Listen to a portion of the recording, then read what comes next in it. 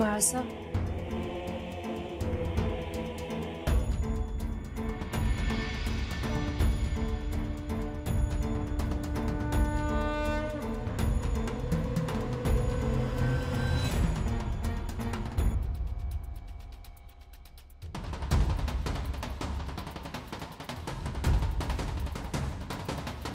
कोण आहेस तू?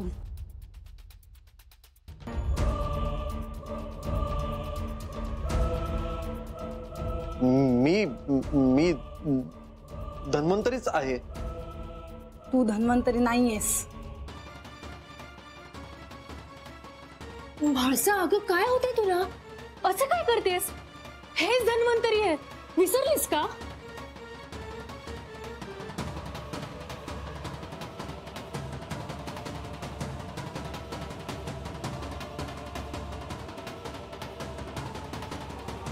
हे धन्वंतरी नाहीयेत. कोण आहेस तू? मी धन्वंतरीच आहे. खरं सांग, कोण आहेस तू?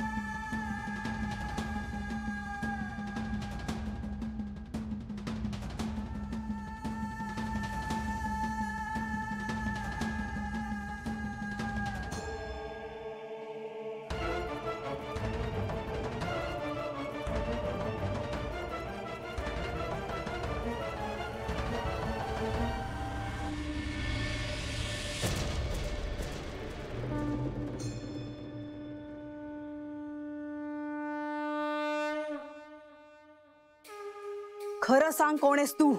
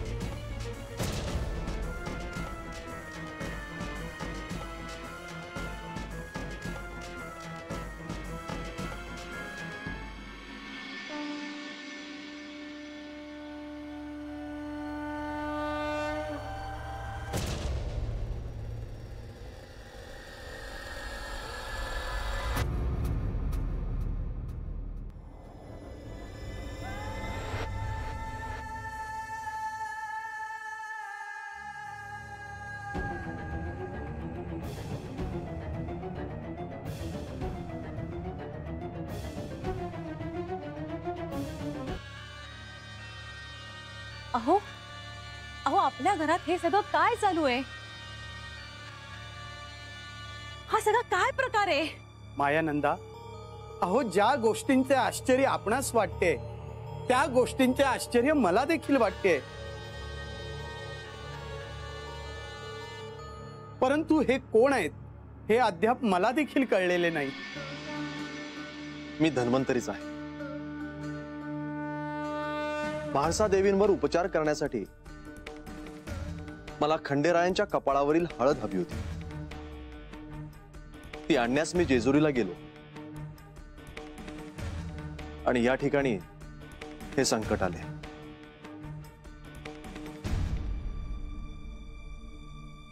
घ्या, आम्ही सगळे कसं खरं मानू की तुम्हीच खरे धन्वंतरी आहात? आपलं मानणं आणि न मानणं हे धन्वंतरी असण्याचे प्रमाण ठरूच शकत नाही. हेच खरे धन्वंतरी आहेत. कशावरून? कारण ते मला माहितीये. मायानंदा, अहो आता त्यांना म्हाळसावर उपचार करू द्या, त्यासाठीच आलेत ते.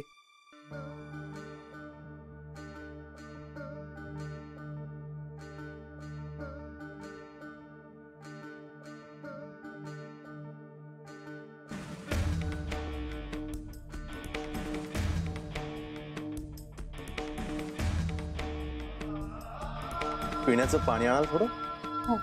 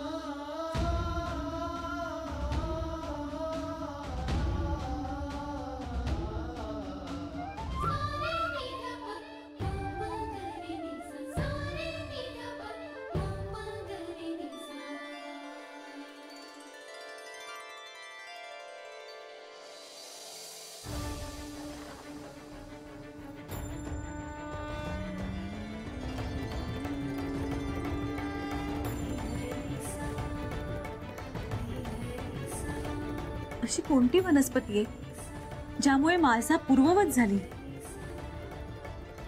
ही वनस्पती म्हणजे हळद आहे. अनेक व्याधींना बरी करणारी ही हळद म्हणजे साक्षात संजीवनीच. कृतयुगात या वनस्पतीचा उद्धार होणार हे विधिलिखित होते. म्हणजे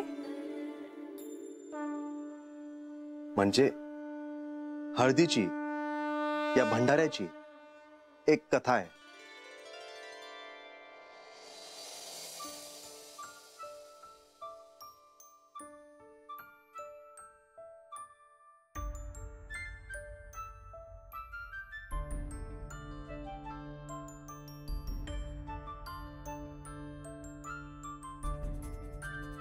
ही सृष्टी, हे जग, हे ब्रह्मांड आदी माया आहे म्हणून अस्तित्वात आहे.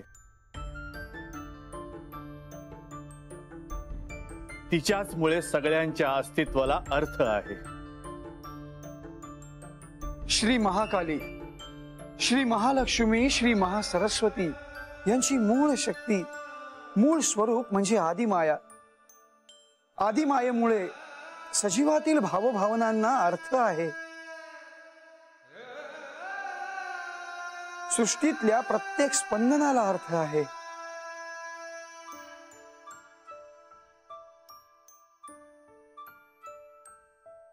आदिमाया आहे म्हणून सृष्टीची निर्मिती झाली. आदिमायामुळेच सृष्टीचे पालन पोषण होते आणि आदिमायेमुळेच सृष्टीचा विनाशही होतो.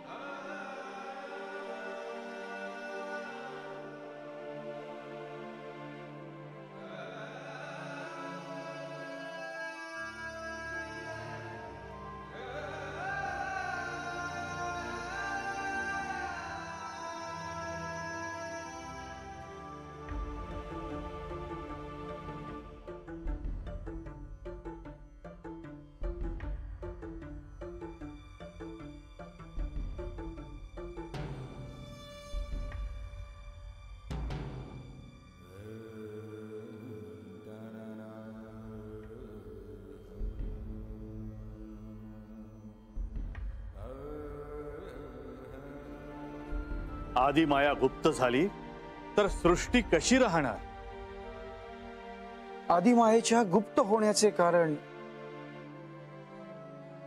सृष्टीतील अनाचार, अत्याचार आहे.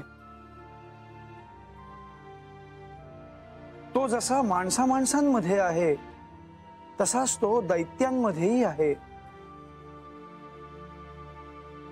आदिमाया गुप्त झाली हे सत्य आहे. तिने पुन्हा प्रकट होणे अत्यंत आवश्यक आहे. नाहीतर संपूर्ण सृष्टीचे, संपूर्ण ब्रह्मांडाचे संतुलन बिघडेल आणि या त्रिमूर्तीला काहीही अर्थ राहणार नाही. हे नारायणा, हे महेश्वरा, आदिमाया प्रसन्न होण्यासाठी आपण काय करायचे? आदिमाया प्रकट होण्यासाठी त्रिमूर्तीला एकत्र तपश्चर्या करावी लागेल.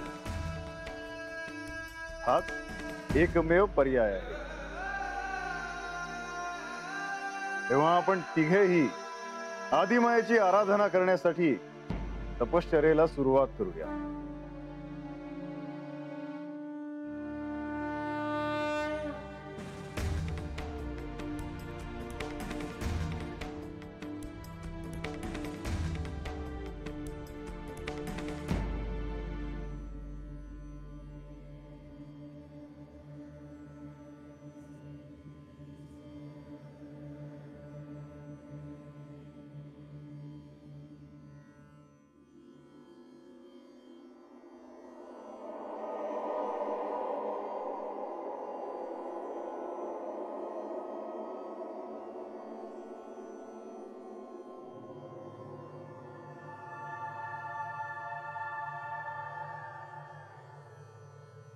नारायण नारायण. या सृष्टीत दैत्यांचे दुष्कर्म असो किंवा मग माणसांमधील द्वेष, लोभ, क्रोध, आदिमाया गुप्त झाली आहे. किती काळ लोटला पण आदिमाया प्रकट झाली नाही.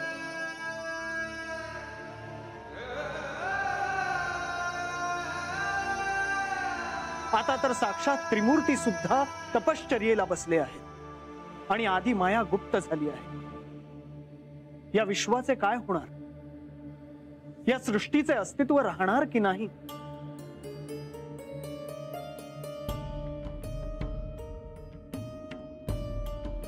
नारायण नारायण.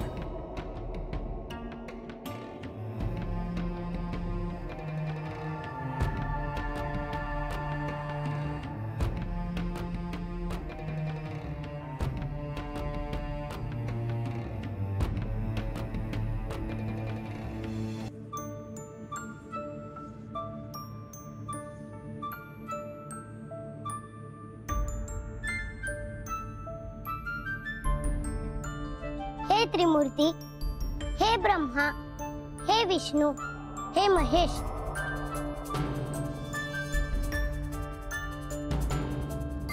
हे त्रिमूर्ती, आपले तप सोडा. मी आदिमाया आपल्या समोर आहे.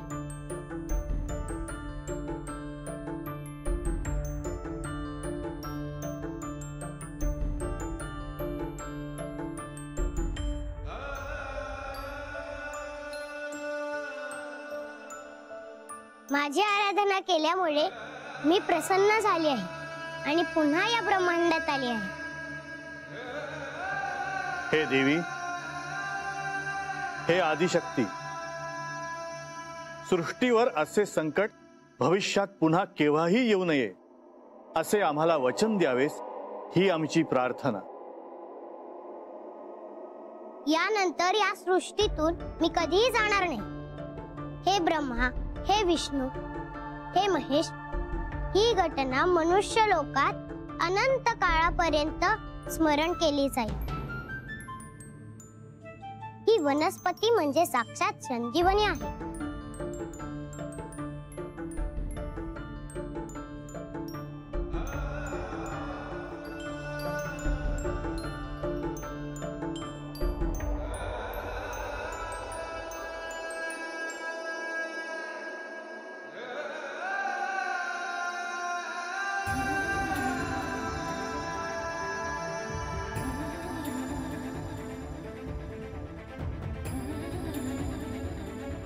या वनस्पतीचे नाव हळद आहे.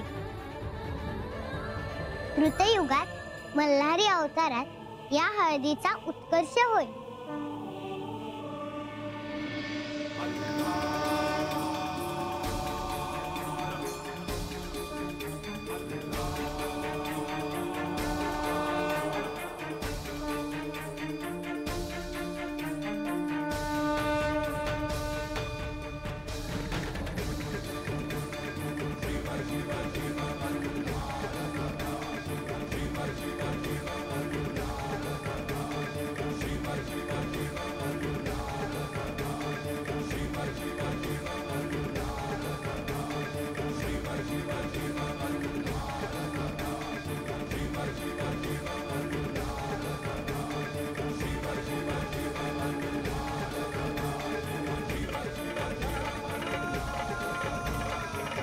सदानंदाचा येळकोट, सदानंदाचा येळकोट. आणि तिचे महत्व सर्वांनाच माहिती होईल. मल्हारी अर्थात मार्तंड भैरवाला प्रसन्न करण्यासाठी भंडारा म्हणून उडवली जाईल.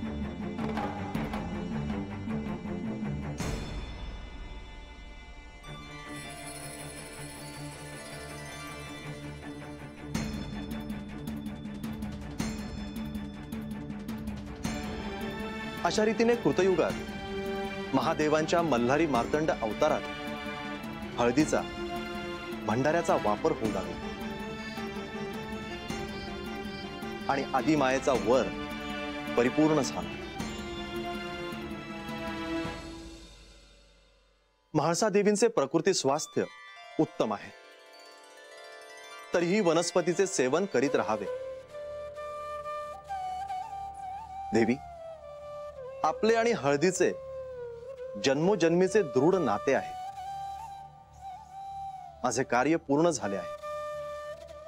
मला इथून निघण्याची आज्ञा असावी.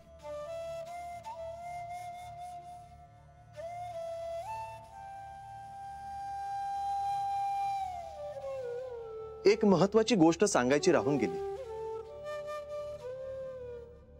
या आजारपणातील सर्व वस्त्रांचे विसर्जन करा. त्याच्या खाणाखुणा ठेवू नका. पुढे घडणाऱ्या शुभ गोष्टींमध्ये त्याची अडचण निर्माण होऊ शकते. आत्ता मला कळले की खंडेरायांनी मला हळदीचे शिवलिंग का दिले.